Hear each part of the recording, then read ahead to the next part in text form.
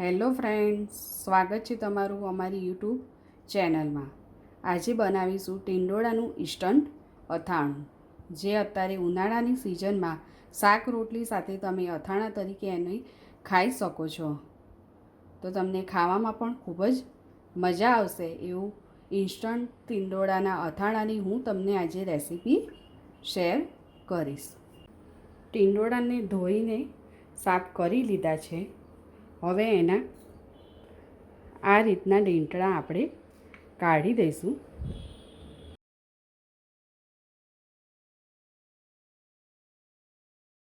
સાત આઠ જેવા ટીંડોળા લીધા છે.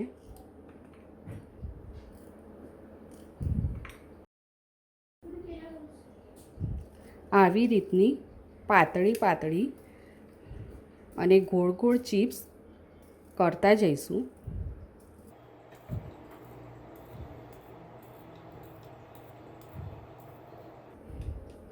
આવી રીતની પતલી પતલી ગોળ ગોળ સ્લાઈસ કરી દઈશું. અહીંયા મેં પાતળી પાતળી સ્લાઈસ કરી દીધી છે. આવી રીતનું વઘાર્યું લઈશું. ગેસ ચાલુ કરીને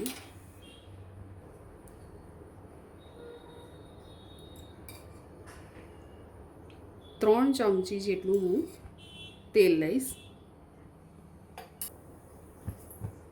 તેલ ગરમ થઈ ગયું છે અને ચપટી હિંગ ઉમેરીશું. ગેસ બંધ કરી દઈશું. 3 ચમચી જેટલો આચાર મસાલો છે એ પહેલાં ટીંડોળાના ઉપર ઉમેરીશું. ગરમ તેલ કરેલું એ ઉપર એડ કરી દઈશું. ગરમના ગરમ જ તેલ ઉપર એડ કરવાનું છે.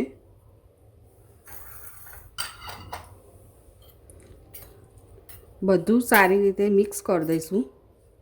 આચાર મસાલામાં મીઠાનું પ્રમાણ હોય છે, તમને લાગે તો જ ઉપરથી ઉમેરવાનું રહેશે.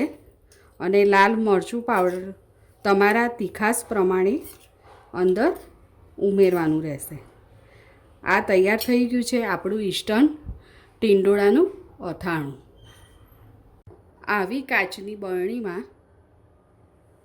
આપણે એને ફ્રીજમાં રાખીશું, જે 3-4 દિવસ સુધી સારી રીતે ફ્રીજમાં સ્ટોર કરી શકાય છે. તો તમે આને શાક રોટલી જોડે અથાણા તરીકે પણ તમે ખાઈ શકો છો.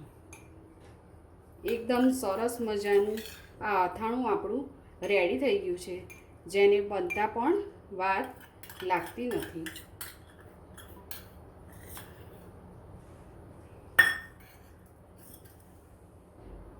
જો ખાવામાં પણ એકદમ મજા પડી જાય એ રીતનું અથાણું છે. તો ઇન્સ્ટન્ટ ટીંડોળાનું અથાણું તમે એકવાર ઘરે પણ જરૂર ટ્રાય કરજો. જરૂર કોમેન્ટ બોક્સમાં જણાવજો કે તમને આ અથાણુંની રેસીપી કેવી લાગી છે. મારી આ રેસીપીને લાઈક અને શેર જરૂર કરજો.